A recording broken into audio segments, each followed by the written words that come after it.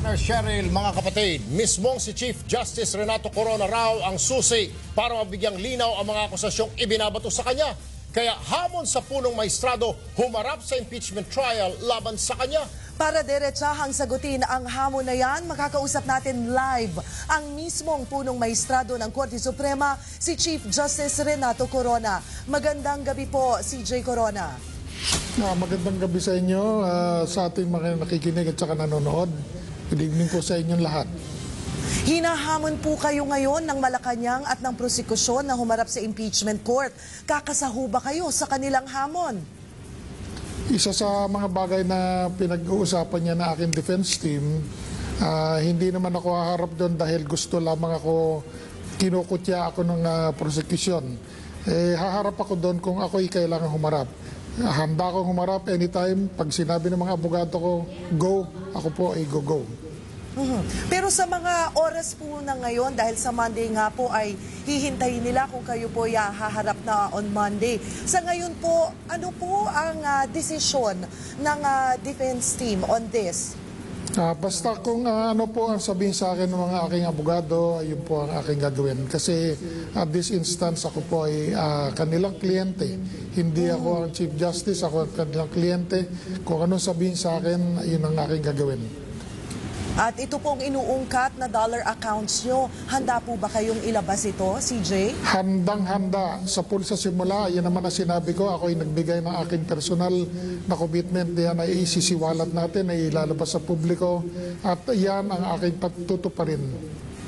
Chief Justice Erwin Tulfo po, magandang gabi sa inyo, sir. Erwin, good evening sa iyo. Good evening, magandang gabi. Opo, sir. Bago namin makalimutan, we would like to thank you for giving us this opportunity at binigyan po kanyo kami ng pagkakataong kayo po ay makapanayam namin. Ang tanong ko lamang po, Chief Justice, at I'm sure pag kayo ay umapir na po dyan sa Senado, ay lahat po ng mata ng tao nakatutok ho dyan. Kayo ho ba ay handa na sa puntong ito na sagutin point by point at lahat po ng akusasyon na ibinitiwan po ng prosecution pati po laban sa inyong pamilya, Chief Justice? Ito lang masasabi ko at this point, kasi ayoko namang bigyan ng preview kung ano yung magaganap doon at kung ano sasabihin ng aking defense team. Ang masasabi ko lang ay madali pong sagutin ang lahat na akusasyon sa akin. At ako'y tiwala na mai-explain ko at mapaliwanag ko lahat na kailangan dapat na ipaliwanag. Ito pong mga ibinato po na mga ipinukol sa inyo na akusasyon, sir, ng not only ng prosecution, pati ng administrasyon. How does it feel, sir, para sa inyo na kayo po ang punong maestrado and yet kaliwat kanan ang ipinukol sa inyo, whether true or not, yung sa inyong asawa, sa inyong pamilya? How are you taking all this now, Chief Justice? Well, aaminin ko, kami naman ay mga ordinaryong tao lamang, katulad din na lahat ng atin na nakikinig at audience natin. Kami po ay nasasaktan at hindi po madali ang pinagdaanan namin. Aaminin ko na maraming beses ako'y tumitingin sa aking pamilya, tinitingnan ko yung aking may bahay at saka yung aking mga anak. Nahihirapan sila at sila'y masyadong nasasaktan na rin. At ako na rin, inaamin ko kasi kami naman ay mga tao rin naman na may damdamin. CJ Corona, sabi nyo nga po, ang pamilya nyo ay hindi madali itong pinagdadaanan. Nasasaktan kayo, nahihirapan kayo. Na sumagi po ba sa inyong isip na mag-resign na lang para matigil na yung nakikita nyo nga sakit na pinagdadaanan po at hirap na pinagdadaanan ng inyong pamilya? Alam po ninyo, Cheryl, alam po ninyo sa ating mga sambayanan, mahal na kababayan, kaya po ako nandito pa at hindi nagbibitiw sa tungkulin sapagkat ako po ay may pinaglalaban. Gusto ko pong maintindihan ng lahat na dito sa labang ito, I have nothing to gain. Wala po akong magaganansya rito sapagkat pag ako ay natalo ay mawawala sa akin ang lahat. Kung ako naman ay manalo, ako'y mananatili lamang na magpapatuloy lamang bilang punong maestrado. Ngunit kung ako, sa oras na ako'y matalo, sira ang aking pagkatao, itinaya ko na ang aking pagkatao, kahihiyan ng pamilya ko, kahihiyan ko, kahihiyan ng aking mga anak, pati po ang aking retirement pay, mawawala yan, pati po yung pensyon, mawawala yan, lahat ng aking pinaghirapan, buong buhay ko, mawawala po. Sapagkat alam naman po ninyo ano po ba ang stake dito. Ang stake po rito, hindi lang po ang sarili ko. Ang laban po nito ay beyond me. Ang sinasabi ko po rito, yung mas malaking pinaglalaban dito ang demokrasya, yung checks and balances ng gobyerno. Isipin po ninyo kung anong kalaking stake. Siguro yan ang isang bagay na hindi naiintindihan ng ating maraming kababayan. Bakit ba ito si Corona patuloy na nakikipaglaban dito sa labang ito? Sinasabi naman niya wala na siyang wala nothing to gain but everything to lose. Sapagkat po ang demokrasya natin ay napakahalaga sa buhay natin. Sapagkat pagka sinira ninyo hudikatura, ang taong may problema ay wala na pong tatakbuhan kundi sa kalsada. Siguro kung bakit yan na rin ang aking pinaglalaban dito sa aking adhikain na ito. Kailangan manatili yung stability ng ating gobyerno, kailangan manatili yung independence ng ating hudikatura na hindi maisalagay sa kamay ng isa o ilang man tao, sino man siya, sa executive o sa legislative departments ng napakalawak at napakalaking kapangyarihan.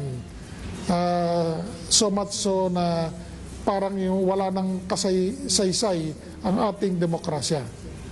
Chief Justice, sari-sari na po na akusasyon ang ipinukol sa inyo. Alam niyo naman siguro yon, yung pag-aabuso sa pwesto, pagpapayaman. Abay, parang hindi pa po natutuwa ho yata. Abay, may lumalabas pa ho ngayon na balita na meron daw kayong ibang pamilya. Ano po masasabi ninyo dito, sir? Ito, may kikwento ko lang sa iyo nangyari dyan. Alam po ninyo, nung natanggap ko yung email niya, kasi hindi naman araw-araw binubuksan ko yung aking email. Yes, sir. Nung binuksan ko yung email ko at nakita ko nga yan, ako'y na-amuse. More of amused than angry. Ang ginawa ko, pinrint out yung email na yan. At sabi ko, kailangan makita ito ng aking may bahay. Kaya nung gabing yun, pinakita ko sa wife ko, sabi ko, ito, nakita ko sa email ko ito, mayroong balita dito na ako raw ay may iba pang pamilya, may dalawang anak sa labas, at meron pa raw binigay na, para meron ako nakita raw, 200 million daw na binigay doon sa isang pamilya na ngayon ay nakatira daw sa Amerika na masarap at alwa ng buhay doon. So ayun, pinakita ko nga sa wife ko. Tapos sabi ng wife ko, ay nung isang linggo ko pa nabasa yan kasi may email din siya. Parang nagkibit balikat lang siya, parang baliwala sa kanya. So yan po ang nangyari doon. Kasi alam naman ng wife ko na hindi naman totoo yun. At ako rin naman, alam ko naman, hindi totoo yun. Sa lahat naman na nakakakilala sa akin ay hindi naman naniwala dyan sa black propaganda yan. Obviously, alam po ninyo, merong isang, sabihin na natin demolition job na nangyayari, black propaganda machine na nag-ooperate behind the scenes. Kasi yung mga ganyan, alam naman natin yan, hindi naman tayo napanganak kahapon at tayo naman hindi naman bagito sa gobyerno. Pagkasabay-sabay yung lumalabas na ganyan, meron nag-orchestrate yan sa likod Alam naman natin yan. At yan ay hindi maisasagawa ng walang malaking pondo. Alam naman natin yan. Alright. Sir, two quick questions na lamang po. Ano po? Yung pong pag-withdraw ninyo raw ng pera sa PS Bank, kanino po halos 36 billion pesos na na-withdraw ninyo? Sa araw po ng inyong impeachment, kanino ho ninyo ibinigay ho yun? Ito ay dineposit nyo rin ba sa ibang banko? Hindi ako nag-withdraw nun. Yung aking may bahay nag-withdraw na kasi pondo nila yun eh. Pondo ng korporasyon Alright. nila yun. Sir, Hindi sa akin yun. Okay. Kaya kanina nga tinanong sa akin doon sa isang interview, bakit ninyo withdraw? No? Withdraw yun kasi pag ikaw naman nawalan na ng tiwala sa bangko, iiwanan mo pa yung pera doon. November pa nadidinig na namin yung balita kasi yung branch na yon, ng bangkong yon sa Katipunan, matagal na kami dyan mga 40 years na kami nakatira dyan sa area yan. Opo. Kaya lahat ng mga matatandang mga residente dyan at saka yung mga karamihan ng mga tao dyan nakatira, either kamag-anak namin or mga kaibigan namin matalik. November pa nadidinig na namin Oy, Ika, merong may nagsabi sa amin yung meron daw tiga-bangko na nagchinichismis yung aming account, yung ganito, yung ganyan. Noon, nagsususpecha na kami na doon nga nanggagaling yung impormasyon doon sa bangko. Ngayon, nung pumasok nga itong buwan ng Disyembre, yes sir. Ayan na. Tapos na-confirm na nga. May umiikot na nga ang pinapapirmahan daw na impeachment complaint. Sabi ko, yan ang confirmation na totoo na nanggagaling. Kasi pinatanong ko doon sa isang kaibigan kong congressman Yes sir. ano ba kako inilalaman yung impeachment complaint na yan? Yun nga, ganun daw. Ganyan. Sabi ko, this is a serious matter. Sabi ko, talagang wala na kaming tiwala dito sa bangkong to. Alisin na natin dyan. Kasi dapat pangalagaan natin. Ngayon, dapat naman yun pangalagaan sapagkat hindi naman amin yung pondong yun. Yun ang pondo yun ng korporasyon ng pamilya ng aking misis. Yes, sir. At in fact, there are 3 pending cases in the Regional Trial Court of Manila over the control of this corporation and all its assets. Kasama na nga yung perang yan.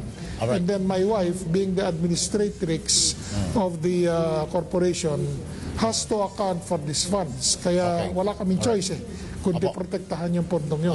Chief Justice, sir, giit po ng palasyo, walang kinalaman ng Hacienda Luisita sa impeachment ninyo because sabi niyo from the very start, it has something to do with the decision of the SC about Hacienda Luisita, about its distribution. Sabi po ng palasyo, hindi totoo yan. Paano niyo masasabi na ito po talaga ang dahilan?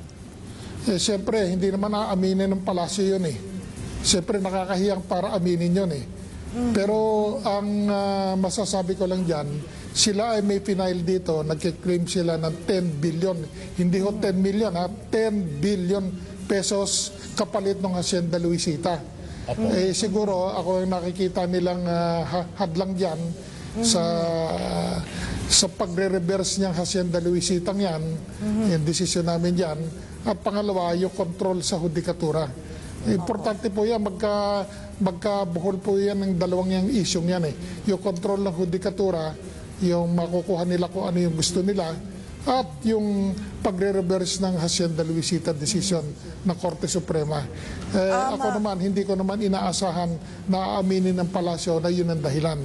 Pero siguro naman, nabasa na natin lahat ng mga komentarista sa periodiko, sa mga dyaryo, halos lahat sila, yan naman ang tinuturong dahilan. At saka alam ko naman from my inside track at inside sources na galing na rin naman sa palasyo dahil yan ang ikinapuputok ng butsi ng Malacanang. Chief Justice, ano rin po ang sagot nyo sa pagtawag sa inyo ng palasyo na asal kalye?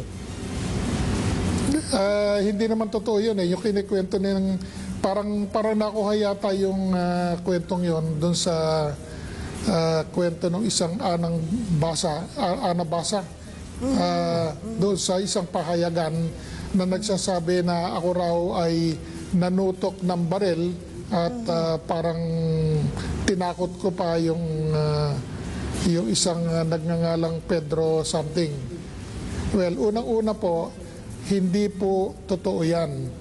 Pangalawa po, lahat po nung nakakakilala sa akin, sa pool na ako yung pagkabata, malalaman naman nila na wala sa ugali ko yung mainitin ng ulo at yung asal kaling sinasabi nila. Ngayon, kung meron po may kung meron pong tao dyan na may asal kalye, siguro hindi po ako yon, siguro siya yon. At pangatlo, yung sinasabi ng nabasang yon, who happens to be the first cousin of my wife, na napakatindi ng hidwaan at saka alitan nila doon sa pamilyang yon. Yung branch sa nilang kanila yon at pong saka yung branch pamilya. ng pamilya ng misis ko. Siguro tingnan lang natin sino ba itong Pedrong yon, kung sino mamang Pedro na yon na sinabing tinutukan ko. Ang sinasabi ko po ay yung Pedrong yon, kung sino man siya, Aguilion yata yung pangalan nun. Houseboy yun nabasa houseboy nila yon. Kaya siguro kahit na ano sabihin nila doon sa tao, sabihin mo yan ganito, sasabihin ng tao kasi empleyado nila yun, houseboy nila yun. Ang takot lang nung sumuway sa kanila. Chief Justice, maiksing na lamang po ang reaksyon po ng prosekusyon ay ang sinasabi po ngayong araw ay nag-ikot po kayo sa iba't ibang estasyon at kini-question din po nila anong sasakyan ang ginagamit nyo, kaninong pera itong gasolina na ginagamit nyo sa pag-iikot sa iba't ibang estasyon. Ano po ang reaksyon nyo dito?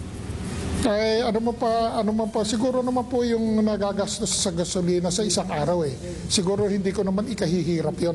Siguro naman as Chief Justice, siguro naman kung mga 500 o 1,000 sa gasolina, siguro naman kaya ko naman siguro tustusan yon.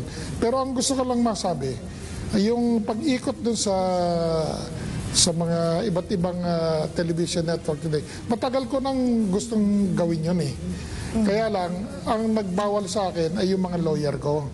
Sabi niya, wag mo nang magsalita kasi intayin natin yung turno natin.